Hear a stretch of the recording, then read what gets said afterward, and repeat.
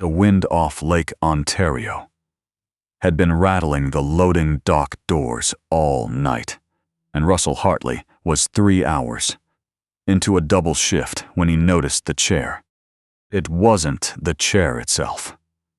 He had cleaned around that chair for 2 months now, the way he cleaned around the leather sofas and the glass conference table and the $4 million view of the harbor from the 38th floor of the Carrick Tower. The chair was a custom thing, brushed aluminum and carbon, the kind of machine that cost more than the truck he drove.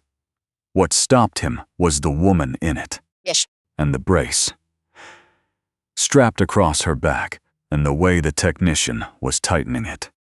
Russell had spent 14 years before this welding structural steel for the firm that built the overpass on the 401 in the 401 near Whitby, the one that carried 6,000 cars a day and had not so much as cracked understood in Esjas.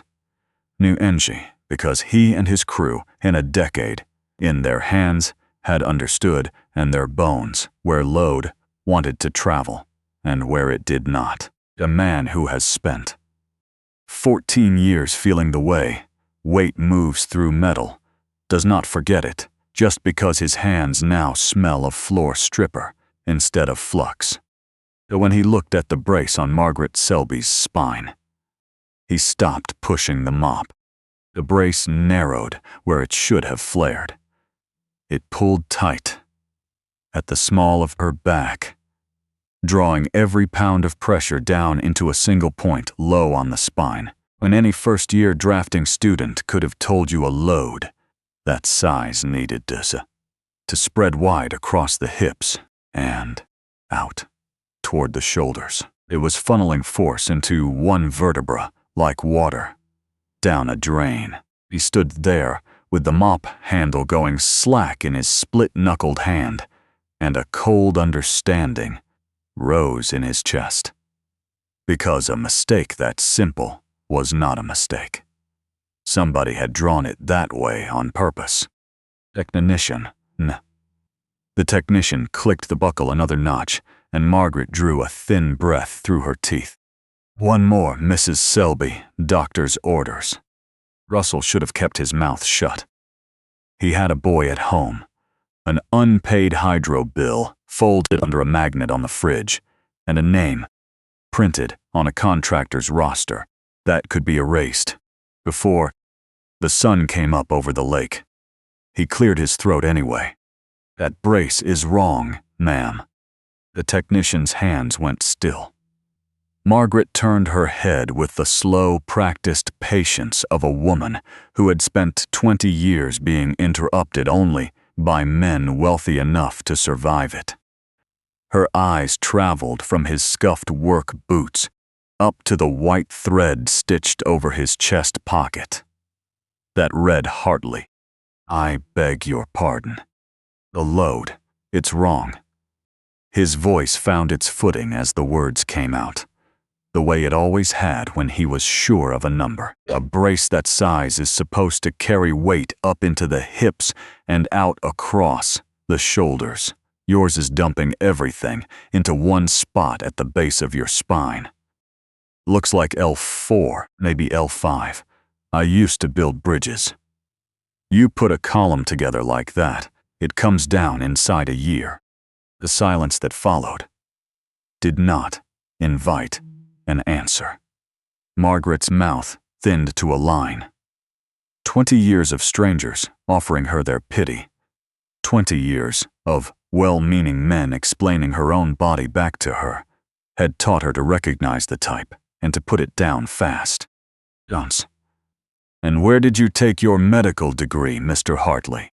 He's sound. I didn't. Then you'll understand if I trust the people who did. Her hand moved to a small intercom on the armrest. Desmond, would you come up, please? He arrived in under 2 minutes, and that was the first thing Russell noticed. The way the speed of it told a story all by itself. A man did not reach the 38th floor of a downtown Toronto tower in under 2 minutes unless he lived very close to it or had been waiting very nearby. Desmond Croft stepped out of the private elevator in a charcoal suit cut from the same expensive cloth as Margaret's blouse. His silver hair brushed back from a face that had been groomed into a particular kind of gentleness. He took in the room in a single glance. The technician, the janitor, the rigid set of Margaret's shoulders, and offered the warm, indulgent smile of a man stepping in to clear up a small misunderstanding. What seems to be the trouble? This man is giving me orthopedic advice. Croft turned. He looked at Russell for a long moment, and Russell felt himself being measured not as a person, but as a quantity. A variable to be checked and folded quietly back into the machine. My apologies, mister. A glance at the name patch. Hartley, I'm sure you meant well. The brace is a custom fabrication. Carbon composite proprietary geometry. Mrs. Selby's case is a delicate one. The smile widened a fraction. Why don't you finish up your rounds? Russell said nothing. He picked up the mop. He pushed it across the marble toward the service elevator, and he felt Croft's eyes on the back of his neck the whole way to the door. 22 years before, on a stretch of Highway 7 east of Peterborough, a transport truck had jackknifed in a January squall and met Margaret Selby's car on the driver's side. She had been 23.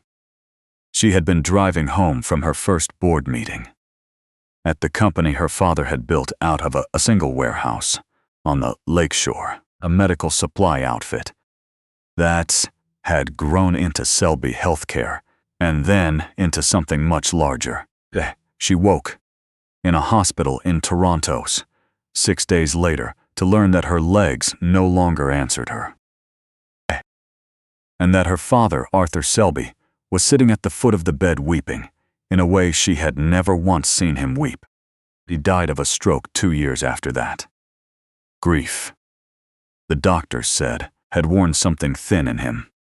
Before he went, he took her hand and pressed it into the hand of the young physician he had mentored from residency, the man he trusted past all others. Desmond will look after you, he said. Desmond will never lie to you. He set it down, and then the light in his eyes went out.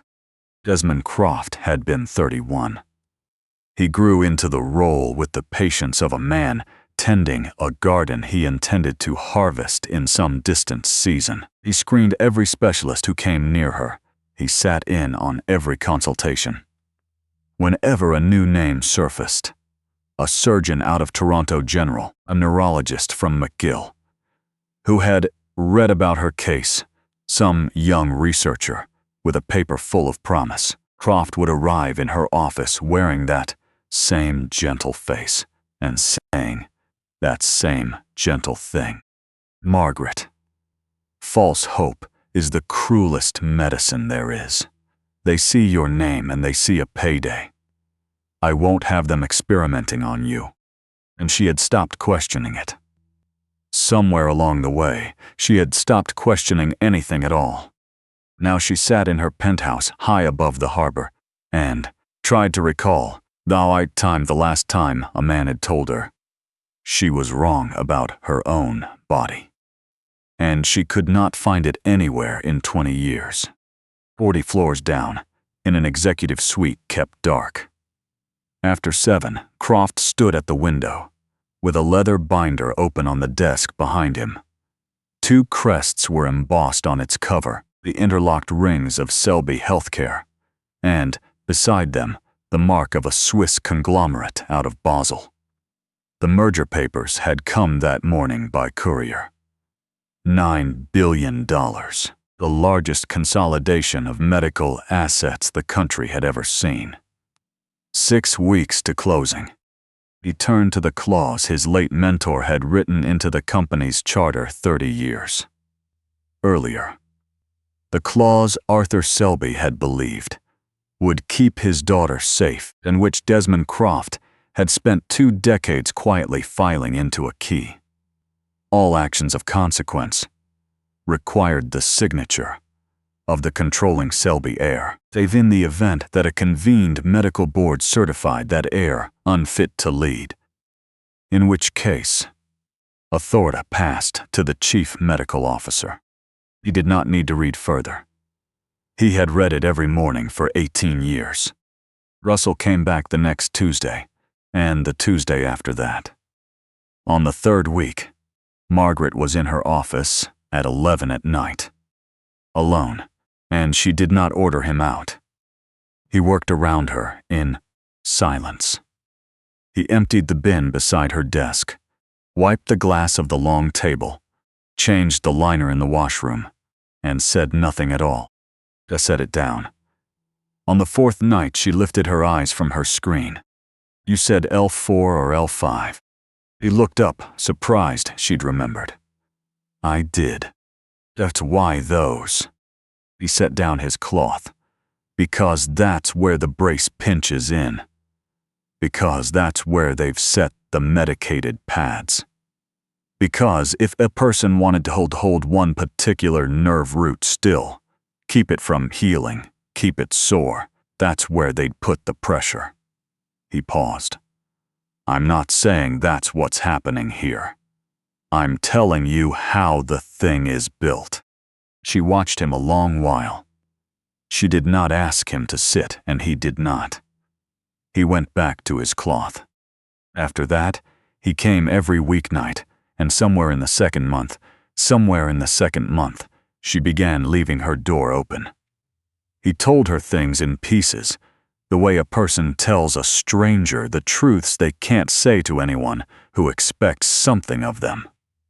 He told her about the bridge contract he'd lost when his firm was bought out and gutted. He told her about Renata, his wife, about how her hair had come out in clumps on the pillowcase near the end, and how she had laughed at it anyway.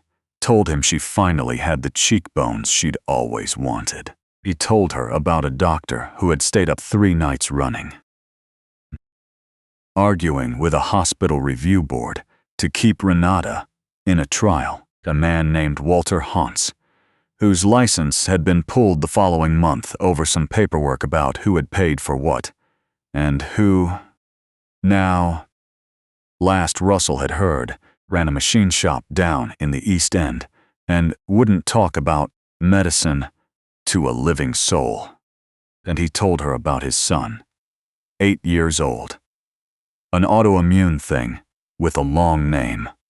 A treatment his specialist had begged the insurer to approve. And the letters that kept coming back, with the same word stamped across the bottom in red. Denied. He did not tell her because he did not know that the insurer was a subsidiary 3 layers down inside her own company. He did not tell her because he had no way of knowing that the program which printed that word on his son's file had been signed into being in a boardroom 4 floors beneath the very office they sat in. Margaret listened.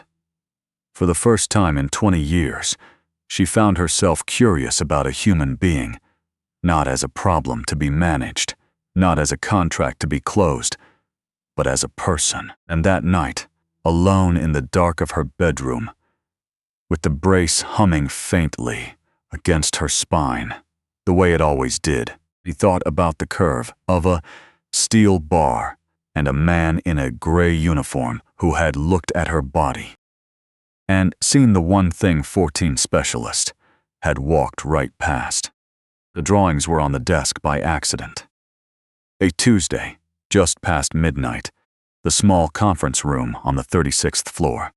Russell was tipping the recycling bin into his cart when his hand brushed a leather, cold portfolio, left half open beside a cold mug of coffee. He should not have looked. He looked. The top sheet was a technical schematic.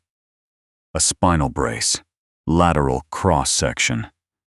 every dimension in millimeters, a manufacturer's stamp clipped at the corner.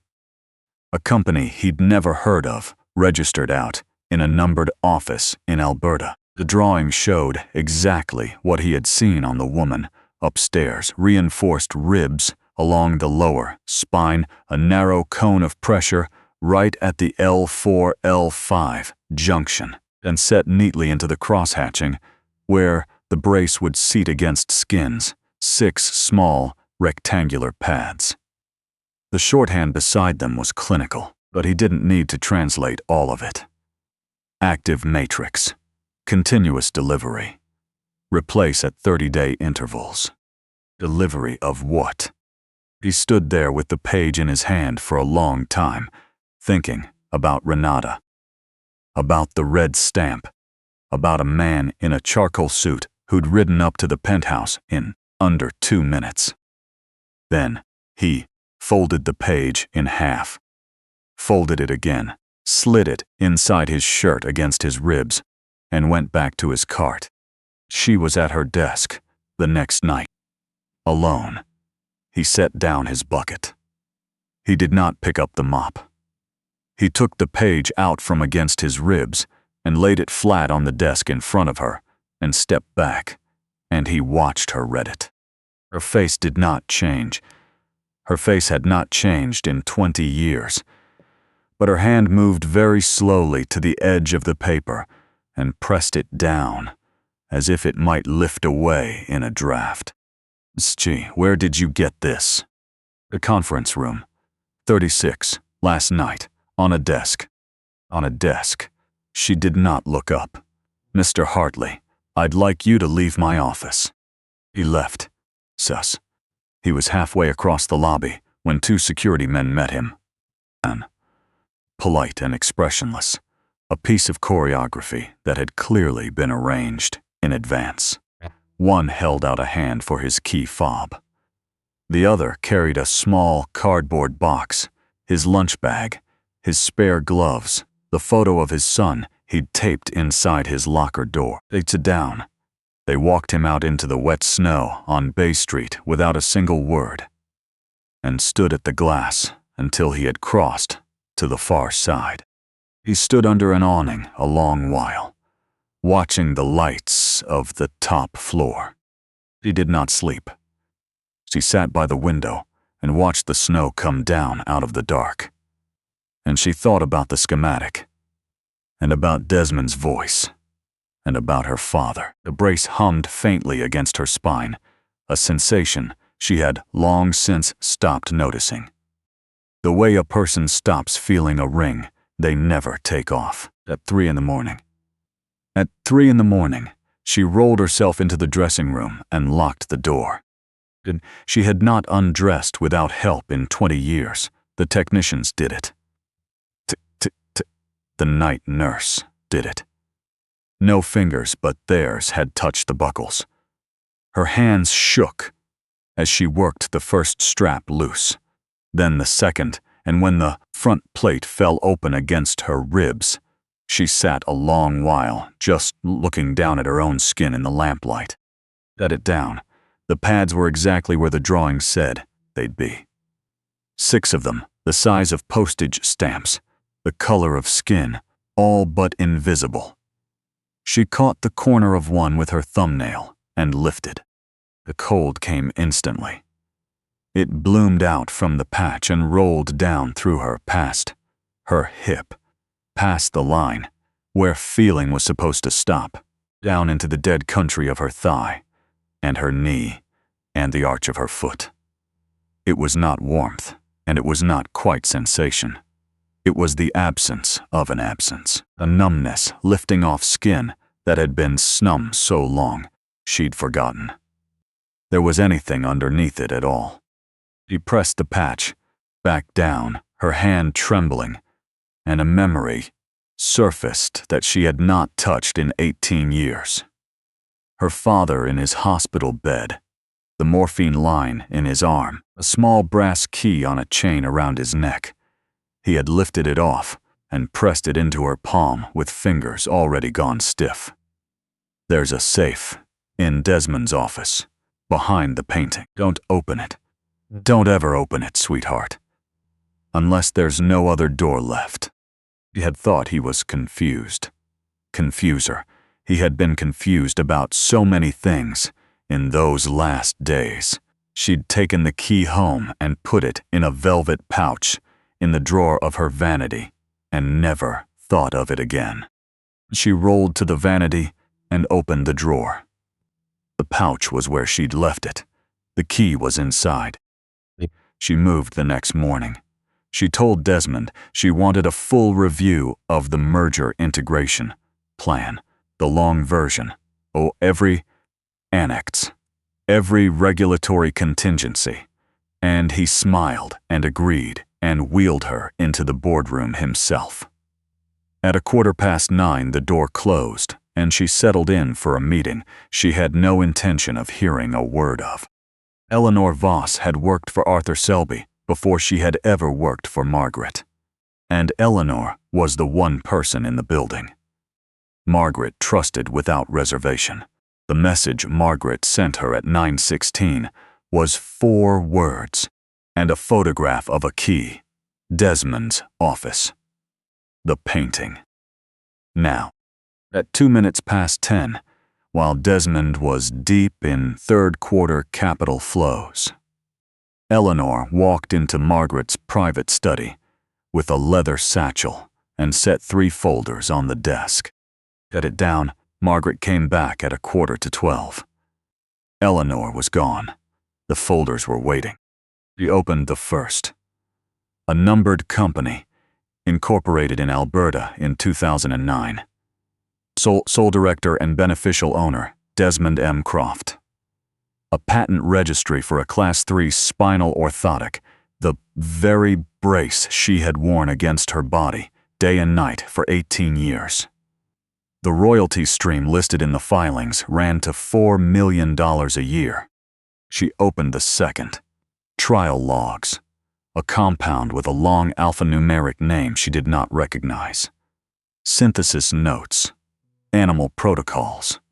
The molecule was a synthetic neurotoxin engineered for one purpose, the sustained and reversible paralysis of the lower lumbar nerve roots, delivered through a dermal patch at a controlled dose. There was a column labeled Human Subject. It held a single entry. MS-23, post-traumatic. Set it down. She read her own initials 4 times before her hand was steady enough to turn the page. She opened the third. The letterhead was a hospital. In Boston. The date was March of 2005. The author was a name she had heard exactly once on a list of specialists Desmond had quietly dismissed as opportunists years ago. Patient Margaret Selby, age 23, face presence with paraplegia secondary to motor vehicle collision. Imaging review reveals an incomplete cord injury at L4-L5 with significant residual nerve viability. Surgical decompression with anticipated full motor recovery. Is strongly indicated within an 18-month therapeutic window. The injury had been temporary. She had been able to walk. She had always, every single day for 20 years, been able to walk. The window had closed, and Desmond Croft had spent every year refining the chemistry that kept her in the chair. She set the folder down and looked at her hands, and they were a stranger's hands. Everything in the room belonged to a stranger. She did not weep. She had forgotten how. He set it down. She read the third folder again from the top, and she understood, with the cold clarity of a woman who had run a healthcare empire for 2 decades, exactly what kind of man her father had handed her to on his deathbed. That night she tore the brace off on the floor of her bedroom because she no longer trusted the bed. The bed had sensors in the frame. She knew that now. She knew everything had sensors now. She lay on the rug and peeled the patches away one at a time and the cold tide that had brushed her thigh the night before came back as a flood. It was not numbness lifting this time. It was every nerve that had been silenced for 20 years waking at once and screaming into a body that had forgotten how to receive them. Pins, fire, ice, the feeling of falling a great distance through her own legs. She bit down on the cuff of her sleeve and made no sound because she did not yet know who in the building was Desmond's and who was not, and because the only card she had left was that he did not yet know that she knew. She could not call her medical team. They were his. She could call the police. Not yet, not with a story that on first telling sounded like the breakdown of a rich and lonely invalid. She had folders.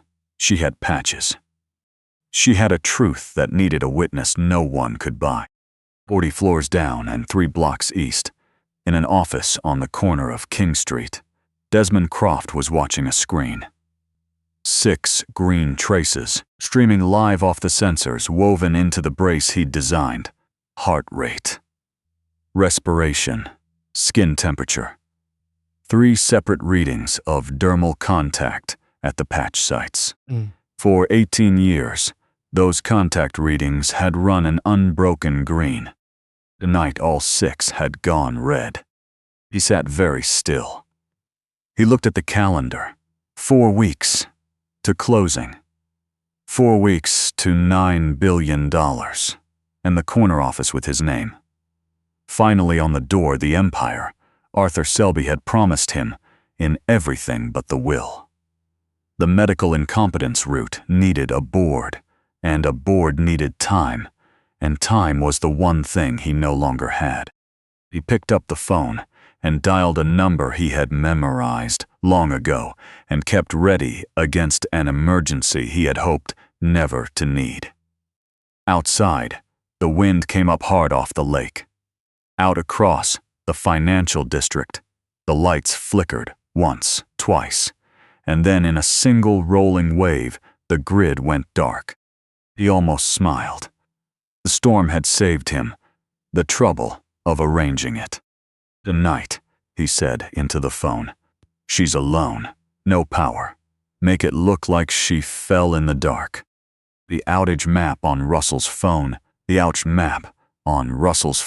bloomed red while he was sitting on the couch with his son tucked under his arm, the boy's head heavy against his ribs, a muted cartoon flickering on the screen. 14 years of working nights downtown had taught him to read the city's electrical grid the way a fisherman reads weather, and out of pure habit every few minutes he refreshed the tracker the way a man keeps checking a wound. He isn't sure is closing. The patch over the financial core was solid red. Not flickering. Not partial. Solid. That grid had not failed in all the years he'd worked beneath it. Not in an ice storm, not in a July heat wave. He looked at the snow falling past the streetlight outside his window, and a cold thing turned over slowly in his chest.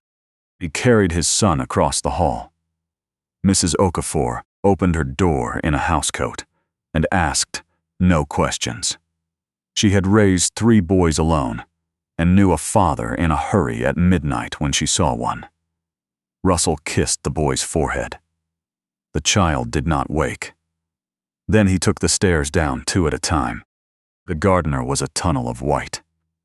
His wipers labored and lost and labored again, and when he reached the loading dock of the Carrick Tower, the security gate stood dead in its frame, the keypad black. He left the truck in the dock and went in on foot through the freight door. The lobby was dark. His fob was in a box on somebody's security desk now, but a man does not need a fob to find a stairwell. He climbed 40 floors. In the pitch black, one hand on the rail, his breath ragged by the 20th landing, his thighs on fire by the 30th. He did not stop. Renata had taught him in her last months what it cost to stop. He thought of her climbing the 3 steps up to their porch the week before she died, refusing his arm, refusing the rail, taking them on her own, because she had decided that she would.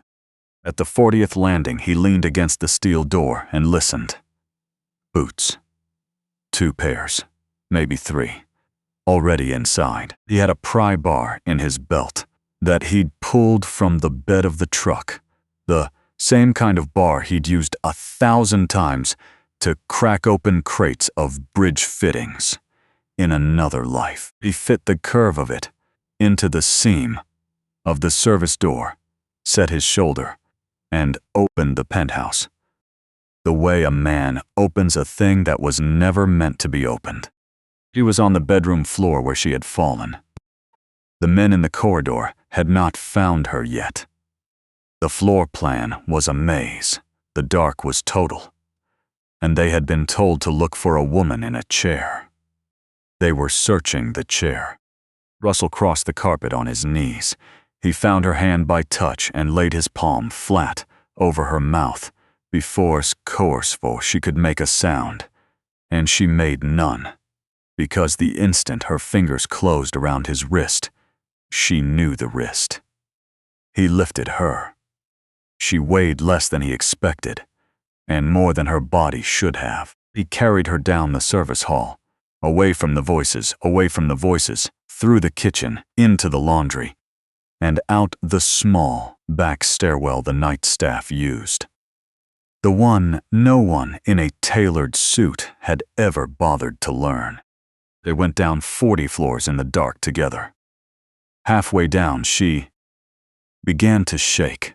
Not from cold, but from the chemical fire still working through her legs, and he stopped on a landing and held her until it passed. And then they kept going. The shop sat behind a chain-link fence at the corner of a dead-end street, near the rail yards in the East End. A hand-lettered sign over the roll-up door read Hansa Machine and Fab in paint that had been white once. Inside, the air smelled of cutting oil and old coffee, and a man in his 60s, with a gray beard and forearms like cable, was bent over a lathe at 3 in the morning. Because sleep no longer came to him the way it came to other men. Decision. He looked up when the side door opened. Dicton. He looked at the woman in Russell's arms and at Russell's face, and he set down his calipers without a word.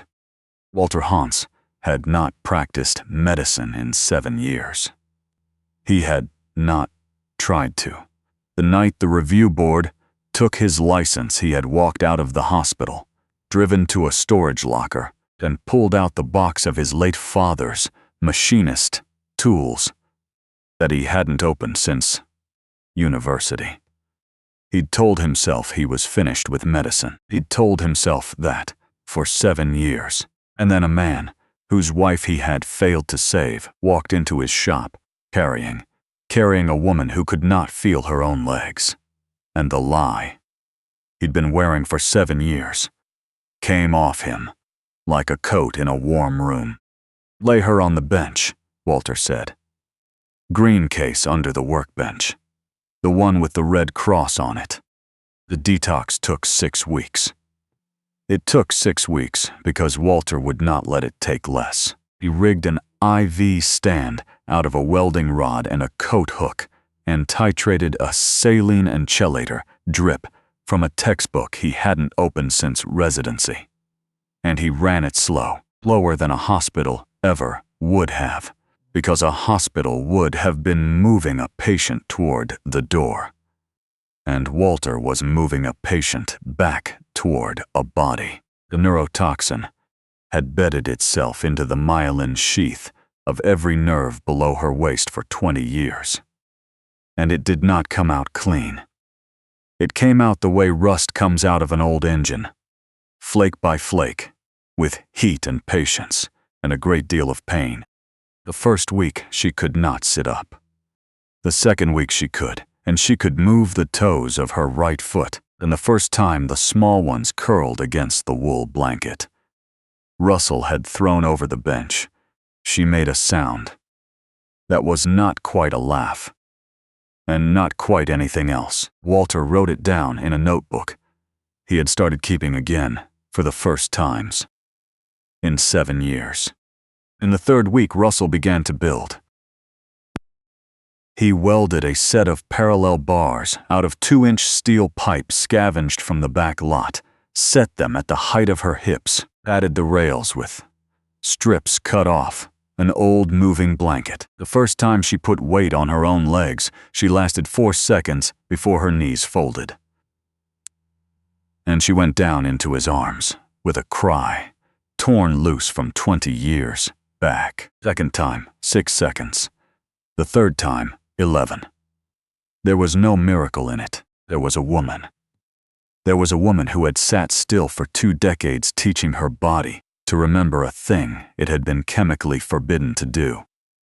There was a man with split knuckles standing at the end of the bars, with his hands open. There was an old doctor watching from a folding chair, with a notebook on his knee and the smell of cutting oil and time. His son came in the afternoons, dropped at the corner by the school bus. He did his homework on an up-ended crate near the bench and asked no questions about the woman, with the careful, low legs and the gray hair pinned back. He had grown up in a house where adults were sometimes sick, and there were sometimes things you did not ask about, and he had learned that quiet, early. In the 4th week, he brought her a drawing. He'd done it in colored pencil, on the back of a math worksheet. A woman with dark hair, standing upright, one hand on a railing, and beside her a wheelchair drawn empty, its wheels tipped at a slight angle as though she'd just risen out of it. Across the top, in the careful, uneven block letters of a boy who had practiced his printing. That morning, he had written, "You got up." He held it out to her, with both hands. She took it. "My mom used a chair too," the boy said. "Near the end. She told me one time that getting up wasn't the hard part. She said the hard part was believing you were going to. The thing that broke in Margaret. Selby. Then had been holding for 20 years, and when it broke without a sound." Her shoulders bent forward over the drawing in her lap, and the tears that came were not the tears of a woman crying about something in front of her. They were the tears of a woman who had not cried in a very long time, and was now, all at once, crying for the whole length of it. The boy put his small hand on her wrist and left it there. Russell stood at the workbench with his back to them, and did not turn around. That night, after the boy had gone home to sleep, at Mrs. Okafor's, and Walter had folded himself into the cot. In the back office, Margaret took from the bench the manila folder Russell carried in his coat pocket at all times, the one she had asked to see that morning and had not been able to open then. She opened it now. His son's name, a date of birth, a diagnosis with a long autoimmune name she had heard 1,000 times in product meetings, the recommended biologic. A denial letter, 18 months old. A second denial, a third. The same sentence generated on each by the same engine. Treatment does not meet criteria for medical necessity per standard utilization review. She knew the engine. She remembered the meeting. The summer of 2019, the small conference room on 34. Desmond, walking her through the slide deck himself, margin recovery through automated prior authorization, an 84% SMOS in first submission, course, Misa time. These economics are remarkable, Margaret. You signed it. You sign this, and we save the company $30 million a year. And she had signed it, because her own chief medical officer had recommended it. And her own chief financial officer would never lie to her. That was the phrase she had carried for 2 decades. Desmond will never lie to you. sat. She sat in the dark of the machine shop, with the folder open on her knees, and she understood, finally, and without any comfort in it, that she had not been the only person that man had ruined. She had been his instrument. The denial stamped on this child's file had crossed her own desk, wearing her own signature. That seared. She had failed the boy sleeping in Bridgeport before she had ever learned his name. She closed the folder. She did not cry again. There would be time for crying. Right now, there was something else to do. The board of Selby Healthcare convened at 10 o'clock. On a Thursday morning, in the 17th floor conference room, Desmond Croft sat at the head of the table in dark wool cut to the line of his shoulders. The Swiss delegation sat to his right. 4 men in identical Basel tailoring, 2 unsigned copies of a $9 billion agreement, spread flat on the rosewood between them. The board's medical certification of Margaret Selby's incapacity to lead. The document Croft had spent 6 weeks assembling out of his own falsified records lay in a leather portfolio at his elbow. He was opening the meeting when the door at the far end of the room swung wide. Back down. She came in on aluminum forearm crutches. She came in slowly, 5 steps from the door to the head of the table. The first took her 7 seconds. The second was steadier. By the third, the room had gone so quiet that the only sound left in it was the small click of a rubber crutch tip against the parquet. And the fifth, he set it down. The 5th carried her past Desmond Croft's chair to the seat at the head of the table that her father had built. There was not a man at that table breathing. 5 steps, 20 years.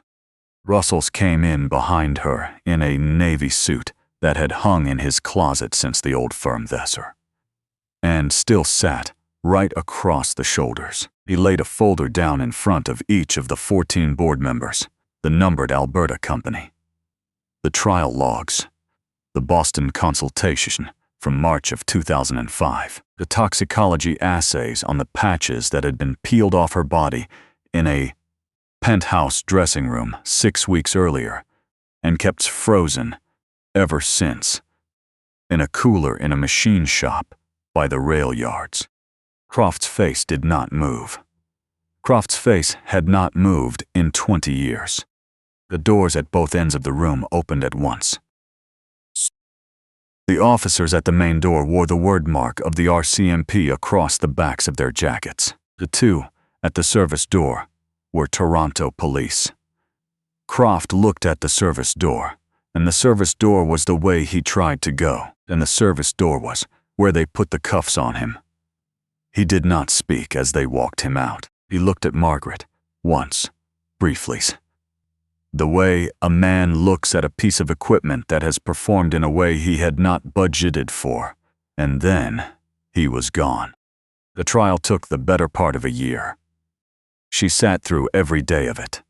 The Crown laid out the numbered company, the patents, the royalty stream, the human subject column with her own initials in it, the falsified incapacity records, the call placed the night of the blackout to a man who took a plea and testified for 2 hours in a flat voice about what he had been hired to do.